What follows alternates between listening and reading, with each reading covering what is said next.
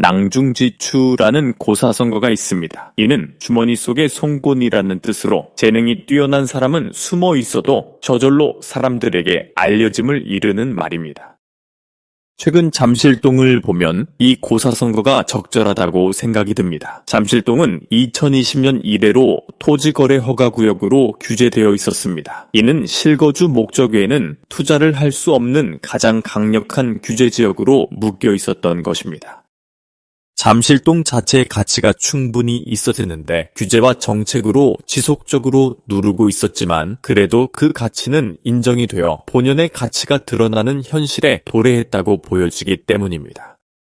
오히려 서초구나 강남구는 이러한 토지거래 허가구역이 아니었습니다. 단지 이 지역의 토지거래 허가구역 지정은 신속통합기획 재건축 추진으로 인한 투기 방지를 위한 조치였습니다.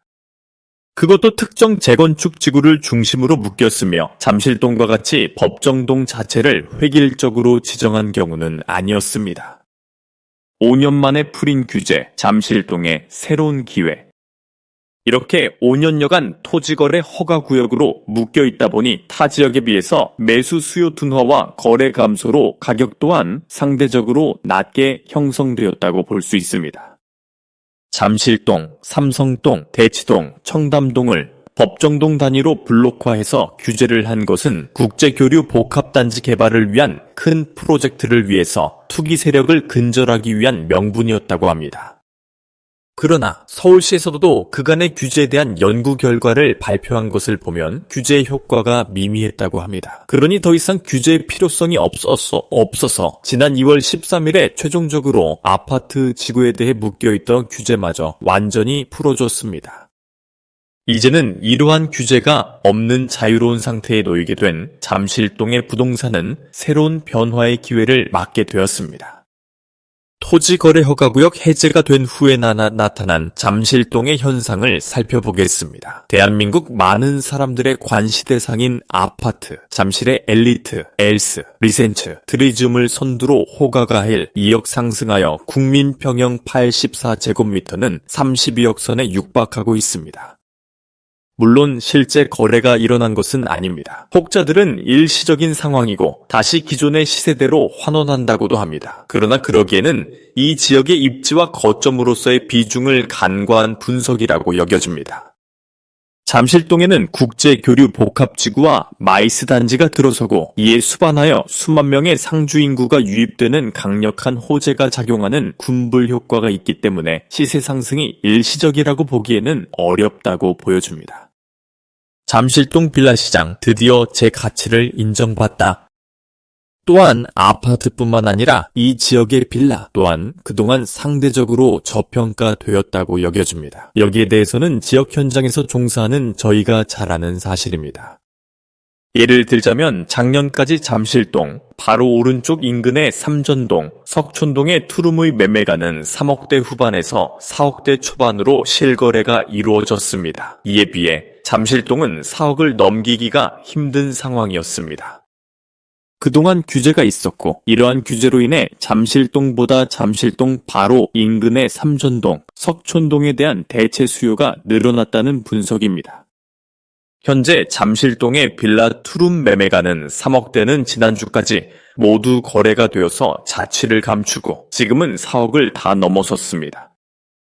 어쩌면 지금은 물건이 없어서 거래를 할 수가 없는 상황입니다. 하루에도 매물에 대한 수십 건의 전화 문의가 오고 방문 손님도 서너 팀씩 같이 브리핑할 때도 있습니다.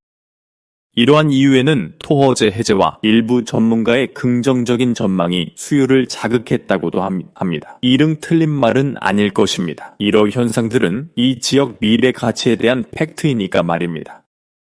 모아타운과 재개발 사실일까?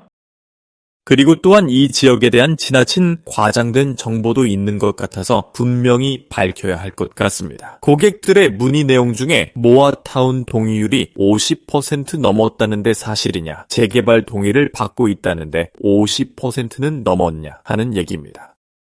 그러나 잠실본동은 특히 관심을 가지시는 잠실본동 하단에는 적어도 제가 아는 범위 내에서는 모아타운 진행을 한 바도 없고 재개발 동의서를 받은 사실도 없습니다. 단지 잠실본동 상단의 새마을 주택지구가 모아타운 추진 설명회를 지난해 한두 차례 했다고 합니다. 저도 한 번은 설명회에 참석했었습니다. 그러나 거기도 동의서 진구가 추진이 더디다는 얘기를 들었습니다. 그러니 잠실본동에서 모아타운 재개발 추진 동의서 진행 여부에 대해서는 현재는 없는 것으로 이해하시기 바랍니다. 앞으로 기대되는 이유. 이 지역은 모아타운 재개발 등의 이슈가 아니더라도 지역 입지 자체가 워낙 탄탄한 거점입니다.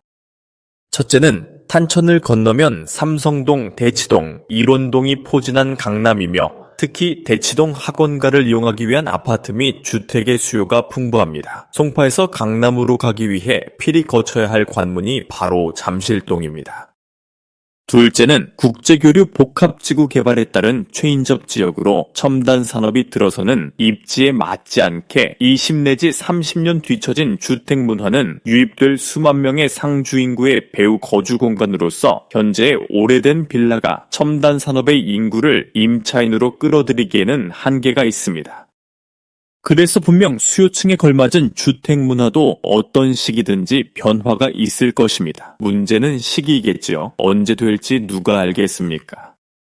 셋째는 강남의 패러다임이 바뀝니다. 강남하면 강남역 일대를 말하는 것인데 지금부터 강남은 삼성역이 주축이 됩니다. 왜냐하면 삼성역의 영동대로 지하 복합환승역, GTX 광역 도시철도, 현대차 GBC, 잠실마이스 지구 일대가 앞으로 강남을 이끄는 리더가 될 것입니다.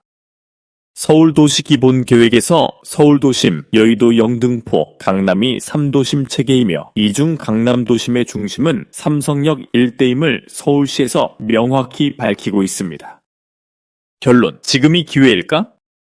이러한 잠실동이 정말로 또 한 번의 상전벽해를 실감하는 기회가 왔습니다. 잠실동이 정말로 뽕밭이 아니었습니까? 이제 이 뽕밭이 최첨단의 국제교류 복합지구와 잠실역 방면 롯데 쪽의 관광특구와 연계하여 새로운 도약의 기회를 맞이할 것으로 기대합니다. 부동산에 관심 있는 분이시라면 지속적인 관심을 가지고 눈여겨보셔도 좋을 것입니다. 지금까지 최근 잠실동 이슈에 대해서 살펴봤습니다. 끝까지 시청해주셔서 감사합니다.